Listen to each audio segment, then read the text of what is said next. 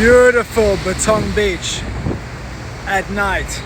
At day it's absolutely crazy. I'm in Patong on the other side of the island from where I live and where I spend my life in the fitness area of Phuket, the stunning island that I chose to live on 4.5 years ago. But I'm this side of the island tonight because the boxing stadium, Bangla Boxing Stadium, is who I've been working with for the last 3 months. And as always, whenever possible, if one of our coaches, one of our fighters, or one of our guests at the gym is fighting, I will always do my best to support. And one of our fighters is fighting tonight. Sorry, one of our guests. Lovely guy, such a fucking nice guy.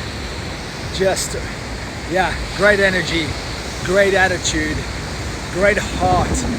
Not heart in terms of a warrior only, but in terms of compassion, love, energy, like I said. Anyway, so I wanted to come and support him. But before I did that, I wanted to go for a run. So I brought Nat to Patong so she can go and sit in a very nice cafe / restaurant. Oh my God, never been there before. I dropped her off there. It's absolutely stunning. I wish I could remember the name. And then I said to her, I'm gonna go for a run. I've never ran around Patong. Right? It's okay for me to visit, but I've never lived here. It's not my style.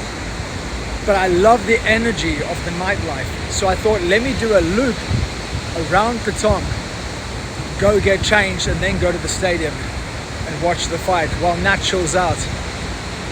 And my run ends here pretty much on the beach. It's a long, long road. If you know Patong, I'm walking from one end to the other. My car's down there somewhere. So I thought I would finish my run with a walk on the beach, connected to the ocean, the universe, God, the sea, the most powerful body of material, is that what you would call it, in the world. And such a teacher, you know. We live our life like the tide. The tide goes in, the tide goes out, but the tide and the waves going in, the wave going out, thinking that we are the wave. Oh, we need to be bigger, we need to be bigger. But the tide and the waves are all just part of the ocean. And the ocean lies still, calm, powerful. Never tries to be anything more than it is. Oh, it's such a great teacher. Anyway, and as I do when I'm in movement and by the ocean and connected to nature on the sand, I think a lot. I reflect. I introspect. I investigate my mind. And what I was thinking about is something that I told this young gentleman who's fighting tonight. And I said, you know, 3 3-minute rounds, 3 times 3-minute rounds. I said, this is 9 minutes of your life. I said, go out there, have fun, and fight like it's the last 9 minutes of your life.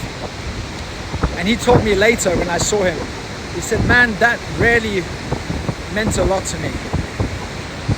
And often boxing, like the ocean, boxing or martial arts is a great metaphor for life. And you know, working with this gym for the last 3 months and being in Muay Thai and martial arts for most of my adult life, I see a lot of fighters that train really hard in the gym, preparing to live, right? Let's call that stepping in the ring. That's living. You're always preparing to live, training, preparing.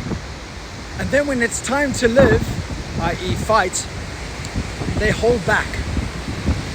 And I've seen many fighters do this, including my own fighters or the gym's fighters, me representing the gym.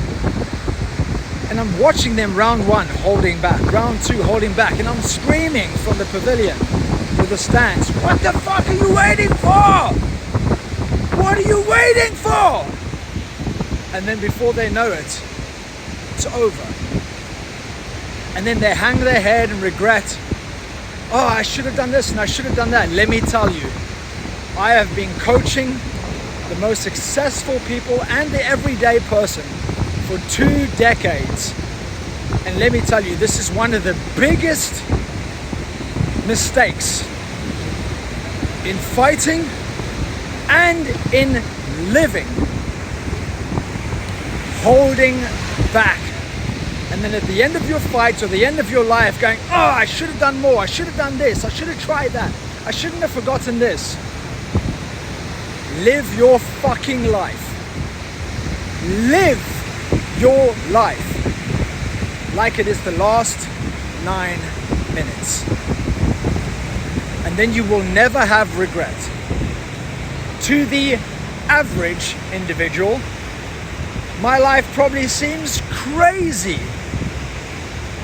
The one thing I will never die with is regret of the things I didn't do or try. I have tried almost everything, and I still want to try many more things, and still even contemplating on my rung. Oh, could I still do this? Should I still do this? Is this something that I really still want? And then sitting with that, meditating on that, and who knows, maybe going for that. And I can be judged, and I can be ridiculed, and I can be mocked, and I can be shamed. But it's never going to be by people that are living their life like their last 9 minutes. Because I know for sure, without any uncertainty or doubt, that any person that is living their life fully to the max, not giving a shit or a damn about whether they fail or not, because they're always failing forward, and as long as they're breathing, they're living, and as long as they're living, they can keep getting up and going again. I know that they would never, ever judge someone that's going after their greatest goals. Attack. It doesn't have to be in a violent way. It doesn't need to be in an aggressive way. It can be like being in monk mode. One of my successful clients in Dubai talks about going into monk mode, as have I a few times in my life, at least the last few years since ordaining as a Buddhist monk. That was one of the best experiences of my life. It can be cool, calm, collected. It can be however you want it to be, but it means never fucking settling. Do you hear me clearly? If you're still here after 7 minutes, you're here for a reason. You didn't switch off for a reason. It wasn't to listen to me. It was to hear the message. And the message is this: never fucking settle. Because the guarantee that all of us live with, the absolute guarantee, is that we are going to die. But what is not a guarantee, and will never be a guarantee, is whether you actually live. So are you going to fight, or are you going to hold back? Are you going to go all in and leave it all out on the table, leave it all out in the ring? Or are you going to hang your head in shame and regret and guilt or sorrow for the things that you should have done? That, in my humble opinion, is the greatest way to fight and the greatest way to live. May you live every moment of your life doing what you love, with the people that you love, in places that you love, like it's your last 9 minutes.